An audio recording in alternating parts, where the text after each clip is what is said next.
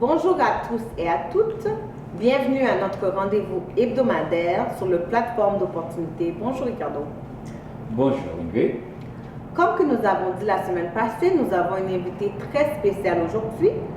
On a Merline Dera avec nous sur le plateau.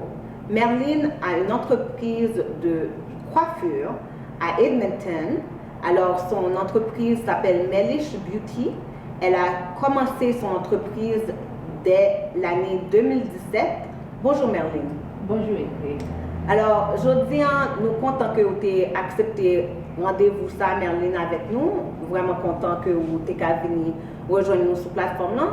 Aujourd'hui, Merline, nous allons faire entrevue en plus en anglais parce que Merline est plus sentie confortable parce qu'il est grandi dans le milieu anglophone pour les communiquer avec nous en anglais. Et puis aujourd'hui, c'est plus Ricardo qui va poser des questions.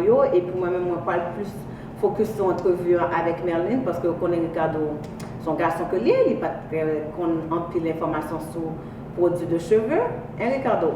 Ah ben, tout à fait, parce que bien content et très sûr que bon moyen parce que nous-mêmes garçons, nous pas vraiment qu'on a une beauté, c'est nous juste comme les mesdames belles, ça nous fait nous juste prendre comme là puis nous bailler mesdames au lit, et puis nous dit dégager nous fait nous belles. Alors c'est ça. Alors Ricardo pour le bras droit moins pour poser des questions, comme nous disons encore, questions pour le plus en anglais parce que c'est Merline sent-il plus confortable pour lui expliquer parcours et puis entreprise en anglais. Alors Ricardo, c'est à toi. Okay, thank you. We're gonna dive right into it as Ingrid announced it. The question is gonna be in English. Let's dive right into it. So Merline, how are you doing today? I'm good, and you? Great, thank you. So thank you for coming. Thank you for having me. No problem. So the first question is gonna be, what inspired you to become a businesswoman? What really inspired me to become a businesswoman, I would say my family, my parents. I come from in a background where my mom and my dad, mostly my mother. My mother being an entrepreneur since I was born. And I grew up watching my mom have multiple sources of income. Personally, I had my first business when I was 12. And moving forward, I was in the corporate industry for 12 years, but eventually I found my way back to the entrepreneur life 3 years ago. So you said your mom and your dad inspired you. So what was their business? What did they do? What kind of did they taught you how to start businesses? And what were you doing when you were 12 to start a business that young? I'm very interested. Well, I grew up loving money. I would say appreciating money. Once I understand if you buy something and you can sell it and make a profit, I was fascinated by that. And at a young age, I remember my first profit that I made. I went to the market with my mom, and someone was selling like a pack of carrots, and it was $1 in Haiti. And I bring it back home, and we also sell like water. You know how they have stream selling water in Haiti. So what I did, I separate the carrot and we sell it. My dollar turned to $5, and that was like the greatest moment pretty much. That's where pretty much the monster was born. And I'm like, whoa, I want to do this. This is me.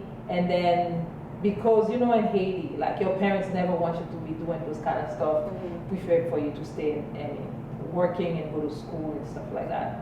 And my dad give me a partial, like a room to put my stuff that I want to sell. And eventually my mom helped me and we put more and more stuff, and I had a full-blown business at 12. That's very interesting. So we just wanted to touch base on what you said about you were working in a corporate world and then you decided to start your own business. You worked in a corporate world for 12 years. Yes. So what were you doing and how come you decided here was the business? I went to school in the US for computer programming, and when I came to Canada, I was in the finance industry. I was laid off 6 years ago in Toronto, and I moved to Edmonton, and I had a job for 3 years and got laid off again. When I got laid off the second time, I realized that I was tired and fed up that no matter how hard you work, no matter how good is your job, you could get laid off anytime. And I'm also a single mom, and I wanted to have more control over my finance. That's when I decided to start working for myself and pretty much take control of my finance. Okay, thank you so much, Ricardo. Next question, please. Thank you, Marilyn, for all those answers. The second question would be, what exactly in the beauty industry? Well, I picked the beauty industry because I like food and beauty. And those are the two things I believe in this planet that will never fade away. No matter what, food industry and the beauty industry, those are the two businesses you could never go wrong. And I picked the beauty industry. This is one of the business you could start. It's either little to nothing or $500 to $1,000, where you don't have to have a lot. You don't have to have to say a business place to start. You could start while you have your full-time job and gradually open your business. Since I was already doing hair part-time when I had a full-time job, so when I lost my job, I started doing hair full-time. And doing hair, you could gradually make up your mind if you want to stay or not. If you decided, like, let's just say, I want to do it part-time and go to school for doing hair and then eventually going full-time. So I just wanted to know, like, this is very fascinating to me that you decided to, this is it, I'm not going to look for another job, I'm going to start my own business. I don't need a lot to start my own business. But who taught you those skills? Did you go to school for it? Did you already have the skill? Did your mom teach you how to do hair? How did you start learning how to do hair? Good question. In Haiti, when you go to school with your little barrettes and everything every day, but when you get home, you have to take them off. So by the age 8 or 9, my mom would do our hair every morning, but when we came from school, we had to learn how to plait it, and 2 or 3 to go to bed. So eventually doing it every day, I guess, is thick. By the time I have a child, I start braiding our own hair, and I start doing my own weave personally in my hair, and yeah, it's pretty much self-taught. Yeah. Wonderful, thank you so much. Ricardo? Well, very smart woman. Hey, thank you everybody thank you for tuning in. And as you know, for the pandemic that's going on in the world, so there is no way around it. It's become a part of our life. So this question is gonna be a part of it. So how your business has been affected by the coronavirus? Well, my business was affected, especially in March when everything was shut down. I was shut down for 10 weeks. So imagine you go from working 7 days, 12 hours a day to close for a whole 10 weeks.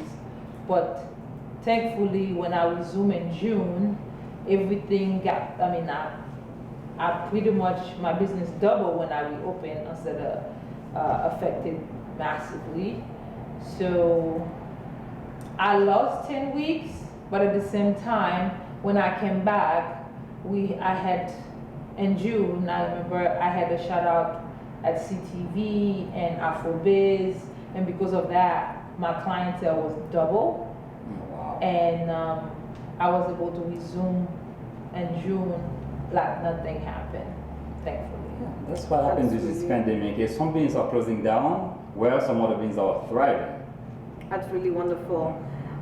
So the shout out that you got from CTV and from the other businesses or the other platform, did you advertise for that, or did they communicate with you? They connected with you via your Instagram? How did you get to be shout out by them? Actually, I don't know if a client nominated me or somebody nominated me. I didn't even know. I was at the salon doing hair, and then I received a text from somebody in Toronto. They're like, "Oh, you're doing it big, sis." And I'm like, "What are you talking about?" They're like, "Yeah, I see you on Afrobiz, and I see your business on the first page of CTV." I'm like, "Oh." But at that moment, the Black Lives Matter was happening. and everybody was trying the best to support Black business. So at the same time, we have a lot of people that was working together to give a lot of shout out to Black business. That's really good. So thank you for answering this question. Ricardo, can you pass the next All right. Thank you, Marlene. Thank you for the answers. You're welcome. The next question is gonna be, as you know already, business is something very hard to start, especially. What was your biggest challenge at the beginning? My biggest challenge would have to be getting clients, because I was new to Edmonton, and transitioning from corporate world to the beauty world is, you cannot do it overnight. But I managed to gain clients by offering house call services. So you said that you were getting clients with the doing home services. So what happened? How did you get your first client, and was it word of mouth? Was it you doing anything on Facebook and Instagram to promote your business? How do you think it happened that you created? I know we talk about the Black Lives Matter was a platform for you to push your business, but to begin, how do you think you got all these clients? Was it because you were doing a good job? What happened? Well, at the beginning, or at the beginning? Oh, at the beginning, pretty much. Once I wake up that day that I decided, okay, I pretty much gave myself 6 months. Because once I got laid off, I had EI for 10 months. I gave myself 6 months. I'm like, I would try to see how many clients I would gain in the 6 months period of time.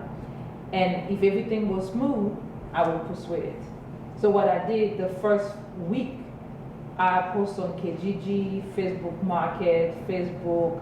I create a Instagram account, and I pretty much was doing hair very cheap, so people could get to know me, and because people have to see your work in order for them to trust you. Mm-hmm. And it takes time for people to gain trust when it's come to doing hair. Mm-hmm. So yeah, I pretty much was doing hair every day, non-stop, 7 days a week, and eventually within 3 months, I had enough clients to fill up my schedule every week. Okay, so I also have a question about the name. How did you come up with the name? Because I know your name is Melish. So how did you come up with the name? I'm very curious. Actually, my daughter picked the name. Actually, she come up with the name. I don't know if most of you remember, 3 years ago, I had a company called ECOPAC. I used to make t-shirts for sale. When it was time for me to legalize my business, I had to pick a permanent name. ECOPAC was too hard to remember. ECOPAC is pretty much Capwa's backwards, because that's what I wanted to name it. Mm-hmm. Yeah, but when I spent like 2 weeks trying to come up with a name. Mm-hmm. And my daughter bluntly said, why don't you name it after you? I'm like, no, I don't want to name it Merlin. He's like, no, your nickname is Mel, just call it Melish, like blackish. Wow. Pretty much a little bit of Mel, like Mel-ish. Mel-ish. Your daughter is very smart. Mel, but not really Mel. Yeah, so it's your like daughter is Mel-ish. very smart because it's very catchy. Yeah. Very catchy. Ricardo, next question. That's gonna be the last one, and I have to remind everybody we are on Pure Vision TV. Thank you for this opportunity. The last question would be, what advice would you give to a young woman who wants to get into business, especially in the beauty industry? The advice I would give to anybody, young, old, man or woman, if you want to do business, go for it. The thing you should first do your research. Make sure that's what you want, and make sure you're ready to work hard. If you don't work hard, it's not going to happen. No matter how easy it seems, oh, I could just do somebody's hair, oh, I could just do makeup and make money, I could do this. Anything you do, if you don't work hard, you will never succeed. Nothing is easy. Even me, before I could have as much clients that I have now, there was a time I barely had time for my own daughter, my own family, my own friends. I worked so much non-stop. I live and breathe hair. I was doing it so much not only to get better, to put my name out there, to put myself out there. And I take a lot of training and always understand you never know everything. And there's always gonna be somebody that might be better than you. But you focus on yourself. Try to be the better you the next day. Try to be the better person that you were yesterday. That's all. Just keep working, keep pushing, and nothing is impossible. Yeah, and some ladies can see the beauty, the beautiful side of it, or the glory side of it. And you know, like you can say some women, they are very, not rich, or can by the way, can become rich in the industry? Yeah, you can make good money. If you're looking at Instagram and you're looking at a hairstylist or a makeup artist or lash tech, on Instagram, you see like they have nice house, nice car. But when young people are looking at it, they think it's the easy way out. They don't see I don't have to go to college. I don't have to go to university. I could just do a couple of hair and make it. The thing you don't understand, doing hair is tiring, and you cannot do it forever. You know, you cannot braid forever. You have back problem, you have arthritis, you have a lot of things that happen to you. Oh, you should always have a backup plan.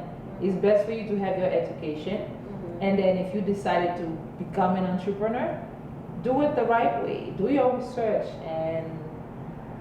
and put on the hard work, and you will make the money. Yeah, like we had our show last week's show talk about 5 reasons why you should start your own business. In those 5 reasons, we have passion and we have hard work. So, you know, it's very challenging, like she said, but also really extremely rewarding as well, as you could tell. She is really passionate and she's really extremely good about what she does. Look at her hair. She's so beautiful. Thank you. Thank you so much for coming and joining us on this show today. We're very pleased. Thank you. We're very pleased that you were able to make it. It was amazing first interview. This is our first interview, by the way, everybody. It was an amazing first interview. And we just want to know, can you give us your Instagram, how to contact you? How do we contact you?